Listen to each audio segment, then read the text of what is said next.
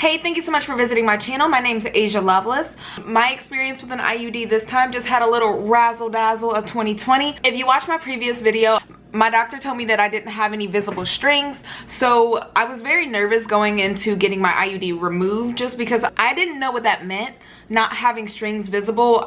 She said that it would make it a little difficult to pull out the IUD and it wouldn't be as fast as everybody else's, but I didn't truly know what that meant for my procedure. First Skyla IUD in, what year was that? Oh my god, 2017? Oh my gosh. So I was supposed to get my IUD replaced in March. That got pushed back a few months, so I actually got my IUD replaced 2 months later than it was supposed to. I actually talked to the nurses at my doctor's office and they let me know that you can actually keep your IUD for up to a year. 6 months to a year after it expired. So my appointment date changed like 2 or 3 times during this entire process. So I was stressed about my IUD along with the rest of the world exploding in a global pandemic. So, you know, there was just a lot of razzle dazzle in the year. The last time I got an IUD replaced, I had somebody drive me from the appointment all the way home. And so this time I figured, why not do the same thing? Definitely, since, you know, it was 2020, my fiance wasn't working. He was happy to do so. So the day of my appointment, they actually gave me 2 little pills that were supposed to soften up my cervix and just make the experience a lot more, a lot easier. My brain was completely fried. I forgot to take ibuprofen before I left the house. I don't know how I did this. If you watch my last video when I got my Skyla inserted, I didn't know that I was supposed to take ibuprofen beforehand. So this time I went in there, you know, same aura of silliness. So I went to my appointment. Like I said, I took those 2 pills to soften up my cervix. I was kind of nervous, but I don't know, I was just so happy that the doctors finally opened and I was able to get my IUD replaced before there were any complications. So I wasn't too worried about the actual procedure itself. So when I actually got to the doctor's appointment, they had staggered everyone's appointment so that you wouldn't have more than 2 people in the waiting room at a time. So that was really nice. They had a bunch of weird precautions that they had to take. So if you sat in a specific chair, the nurse would spray the chair down right after you got up. They actually didn't really want you to sit in certain chairs because that was really high traffic areas. I got in there and I love my doctor. She's so nice. She just talked to me for a few minutes and then it was time to get my IUD replaced. So I was sitting on the chair, of course, naked from the waist down. Oh, so her chairs are so strange. So let me show you what this is like. All right, we're gonna use a foundation, okay? So this is the chair. All right, imagine my body is sitting on this chair, this nice level chair, right? But then the chair has this little button and it goes like, so now my legs are just like wide open in the air, busted wide open. All right, so she has all the view that she needs.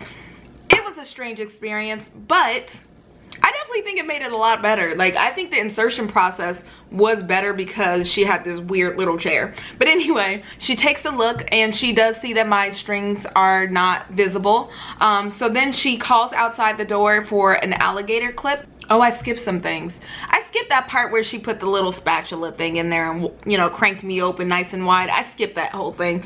That's just a part of a normal pap smear to me. But anyway, yeah, so I'm cranked open. All right, cranked open, legs up. That's the aura that we're going with. Once she got the alligator clip, I'm telling you, it was so stinking fast. My doctor is amazing. Yeah, but it was not a pleasurable experience. I'm not even gonna lie to you. So when they took out my Skyla, I kind of yelped because it felt it hurt. It was a pain that I've never felt before. I don't even know how to explain this pain to you because I could feel the IUD being pulled from my body. It's like it was connected with like connective tissue to my body. And when she pulled it out, it just felt disgusting, okay? I'm sorry if that's a little bit of TMI, but it felt disgusting. It was not a pleasurable experience. And then she went ahead and did the normal procedure of inserting an IUD. So the IUD that I got this time is Kyleena versus Skyla. I just got Kyleena so that I don't have to do any more. Like, after this last IUD, hopefully I'm ready to have children. She put the IUD in. That hurt like hell. My doctor knew immediately that I had not taken the ibuprofen. My doctor asked the nurse to bring in 3 Motrin. So once the nurse actually brought those Motrin in, then I popped them immediately. Right after I felt that pain, I remembered, dummy, you were supposed to take ibuprofen with the other pills. I couldn't remember if you could take them together. That's why I didn't do it. I'm just annoying. And then they also had laid out for me some pads just in case I bled. I did not go get my IUD inserted while I was on my period because, of course, 2020, I had my original appointment scheduled during my period, but it just didn't happen. So I put the pad on just in case, and thank God I did because I did experience a little bit of bleeding. So the entire appointment took roughly like 10 minutes. It was very, very fast. I would say that this time I was a little bit more prepared for the pain. So it wasn't too bad. I think on a scale of 1 to 10, it was probably a 7. Yeah, I think last time I said an 8. So like, just knowing how bad it hurts, I think my adrenaline was going, and it didn't feel as bad, but it just was not a pleasurable experience. Definitely getting the IUD taken out, that felt disgusting. But my doctor was absolutely amazing, and she moved so fast that I was actually telling her thank you throughout the entire procedure because I knew she was moving fast, or as fast as possible. Something else that she also did for me that I didn't get the first time, she actually gave me like a little ultrasound to make sure the IUD was in the correct place right away. So I knew right away that my IUD was good. She said the placement was excellent, the strings were good. So it just made everything a lot better to know that yes, this procedure did go as planned, definitely in the 2020 global pandemic riot era. On the way, like walking to the car, I could feel the cramps starting. Like I knew it was my fault. I should have taken that ibuprofen. I was just mad at myself. I was just annoyed. So I get in the car, and every stinking bump in the road, every single one, I felt it in my insides. It hurt so bad. I would definitely compare this to like really bad period cramps. Like my body had experienced such trauma from losing the IUD and getting a new one like put in that it was just contracting. It was not very, very pleased with me. I got home and I just instantly took a nap for an hour. When I woke up from my nap, the cramps were gone, so that was really good. And I was bleeding a tiny bit, but it wasn't heavy flow. It was more so my body had experienced a little trauma, and so that's why it was bleeding. After that first day, I experienced, I think, a tiny bit of cramps. Maybe out of 7 days, I experienced like 3 days of cramps, but they were very easily controlled with a quick ibuprofen. It didn't require anything too extra. The annoying part of getting this IUD put in, though, is that first of all, my skin broke out like no other. It was not happy with me. I got extremely bloated. Oh my God, now that I remember all the things that happened to me, it is actually pretty traumatizing. And then, guys, something else happened. And this is like the most traumatizing part of the story. I think that's probably why I don't think that the IUD was that bad anymore, because after the first week of my IUD being inserted, I got a call from one of my coworkers that they had coronavirus. For the normal 9 to 5, I actually am a microbiologist, and so we work in very, very close quarters just because we just work in a lab environment. We wear gloves, we sanitize as needed. However, we do use the same equipment that is very close to your face. So because of that, basically everybody in my lab got coronavirus. It was traumatizing. I was stressed, I cried, I cried really, really hard. I had very mild symptoms. I could feel heaviness in my chest, and so when I felt that heaviness, I would drink some tea. But I was also on an extreme regimen of high dose vitamin C. I was drinking, I called it like my super tea. It was like ginger, lemon water, oranges, a bunch of different stuff. Eucalyptus tea. It was a bunch of different things that I just thought would boost my immune system, and I would drink that daily. Overall, myself and my fiance had very mild symptoms. I don't know if it's because of what we did and we were flushing our system, or if it's just because of our ages, but he also has asthma, and so I panicked when I found out about the coronavirus. And I did, if you're curious, I did get tested twice for coronavirus. The first time I got tested for coronavirus, I got tested using the antibody kit, and the antibody kit actually came up negative. That's the problem. So yeah, and then my job basically paid for me to get both tests at the same time, and the PCR kit came up positive. So the PCR kit that could test for early detection actually was the one that came up positive. So I went into quarantine after getting my IUD placed. So I had my first period with my IUD, and it was really long. It was 10 days, 10 to 13 days. I can't really remember. It seemed like it lasted forever, but I didn't really complain because it was such light flow that all I had to do was wear a panty liner and move on with my life. And I was already dealing with coronavirus at this time, so I didn't even care, you know. It's like, whatever, and what's one more thing? After that first period, I didn't even experience any other issues with my IUD. I just recently had a period, and it was a normal 7 days, and it was actually a lot lighter with Kyleena than it was with Skyla. So that was really exciting that I may actually have lighter periods with Kyleena versus Skyla. Anything to make that little sucker just like disappear as much as possible. I need to see a tiny bit so I know I'm not pregnant, but like, I don't really want it. Quarantine was pretty uneventful. I basically just got to spend quality time with Akil. The issues with coronavirus that I experienced, however, did not start until after I actually went back to work.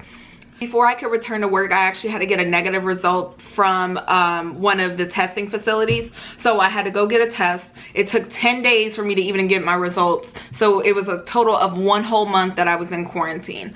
When I went back to work, I started to get extremely bloated, but you have to keep in mind that I also had just gotten an IUD. My skin was still broken out from this, so it was broken out for like an entire month. And I didn't know why my body was, I felt so tired and so bloated, but I just chalked it up to, you know, I'm tired, I'm not used to being at work. I tried to make this video, this whole I got my IUD video a few weeks ago. And when I started recording, I realized that I had a giant lump under my chin. When you look up swollen lymph nodes, they say that they should be relatively soft and movable. And this one was not. It was not movable. It was hard. I was just cleared of coronavirus, so I didn't know if there were any leftover symptoms, if my body was basically attacking itself. There were so many things. People just don't know how your body can respond to coronavirus. Thinking back on it, it's like,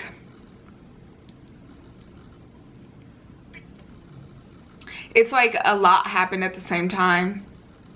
So if I missed anything for the IUD, I apologize. Feel free to ask questions down below. It's just, it was just a lot, you know. So I went to I had to go to the emergency room because urgent care in California closes at like 7, and I was afraid because I do have severe allergies, and I didn't know if my throat was going to swell up to the point that I wouldn't be able to breathe. And if you're curious, the swelling was more so like right here. Sorry, you're like looking right up my nose. It was like right here, so not right here, here.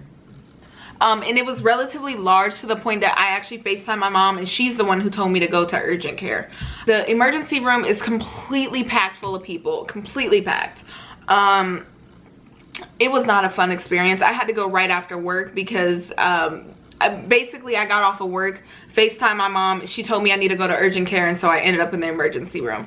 And I know it's expensive, it's just that I wasn't willing to risk myself having an allergic reaction and not being able to make it to the doctor's the next day. That's how bad the swelling was. And so when I got to the doctor, like, I guess she's the doctor on staff, she said that she was very concerned because it was so hard. She wanted to make sure it wasn't a tumor. So I instantly panicked, but I just tried to control my emotions, and I was just listening to her. And so I followed her to a room. I was there for a few hours, and during this time they did blood work, which all my blood work pretty much came up okay. They said they didn't even have a sign that I was fighting off an infection. So what they decided to do next cost me so much money. So much money. I don't even have the bill yet, and I'm not very excited about what it's gonna look like. But so after they did my blood test, they actually gave me a CT scan. They switched my doctor to a new doctor. I guess a new doctor came on staff, and this new doctor said, well, it doesn't look like cancer. I don't know what it is. Maybe it's cystic acne. That's what she said, but I'm gonna give you antibiotics just in case. So it was something, I was really annoyed. I had to go to work the very next day. I took what she said. I was respectful, and I'm like, okay. I took the prescription for the antibiotics, and I actually filled it the very next day. They gave me prescriptions for an entire week. I was supposed to take 2 every 12 hours. The first day, I didn't really feel any real differences. The second day is when, I don't know, right here, it felt as if something was unblocked, right? And so it started to drain down the back of my throat. So I could feel it, and it felt extremely disgusting. If you were curious, it felt nasty. So I could feel it draining. So I thought to myself, okay, let's do a hot compress. I wrapped it around my face. I wrapped it all the way around my face, and I just sat there for like an hour, and I kid you not, it felt like a waterfall going down my body. It was absolutely disgusting. But it felt really, really good because it was actually relieving a bunch of pressure that I didn't even know I felt in my body. So what I realized over the 3 to 5 days is that I actually had lost a lot of my ability to hear. So my face was actually swollen on this side, I believe, and I couldn't hear. So I don't know if it was an internal ear infection. I have no idea. I have absolutely no idea. So I couldn't hear. What else happened? My actual face was swelling up. My body was swelling up. Obviously my throat was swelling up. I was extremely, extremely, extremely bloated. Like, I've had swollen lymph nodes before. Like, you can feel lymph nodes. Like, I have one right here. I can feel it. It's super tiny. I've just never felt something so large right in this area. Like, so I don't know if it was like a cluster of swollen lymph nodes. I have absolutely no idea. I talked to a bunch of my friends that are nurses, and they couldn't even point me in the right direction. They didn't know either. My hypothesis on how this all happened is that my immune system was absolutely destroyed by coronavirus, but luckily I was able to stay healthy through the use of a bunch of teas, and like I was making sure I was going on walks, and you know, like I told you, I was using a eucalyptus humidifier. I was just doing a lot of different stuff at the same time to try to keep my body as healthy as possible. But I think my body was really, really weak, and it was just susceptible to bacteria at the time, and I got a bacterial infection, and it made my neck swell up because it was too much. So yeah, that's what happened. That's how my IUD experience went. I got my IUD replaced, so I went from Skyla to Kyleena because I wanted more time. And then I got coronavirus, went back to work, and then I got a bacterial infection. I'm not complaining though, because I am healthy. I'm good now. Thank God. Very blessed in that way. It's just 2020, you know. I'm not trying to complain. It's just 2020. 2020 is it's a different time. It's a different time. Also, if you were curious, yes, the riots were happening while I was going to the ER. Oh, you know what? Guys, share your 2020 experience with me down below. I know a lot of people are having babies. People are still getting married. If you would really like to share something horrible that happened to you, that's perfectly fine. Just try to keep it as positive as possible. You know, keep some positive energy in 2020. But just tell me anything that happened to you that was slightly positive. Even if it's like, oh, I developed a new skill, or I got time to drink water. Because first of all, guys, let's be real. I was not drinking enough water before this, okay? Anyway, I wasn't. So if you start drinking water, it's little things like that. Just, you know, try to keep it positive in this year. But yeah, thank you so much for watching my video. I hope you enjoyed my crazy ride of getting an IUD replaced. And I will be back making videos very soon. It's just I had to take time off because 2020 is trash. But I will be back, and thank you so much for watching, and I'll see you next time. Peace.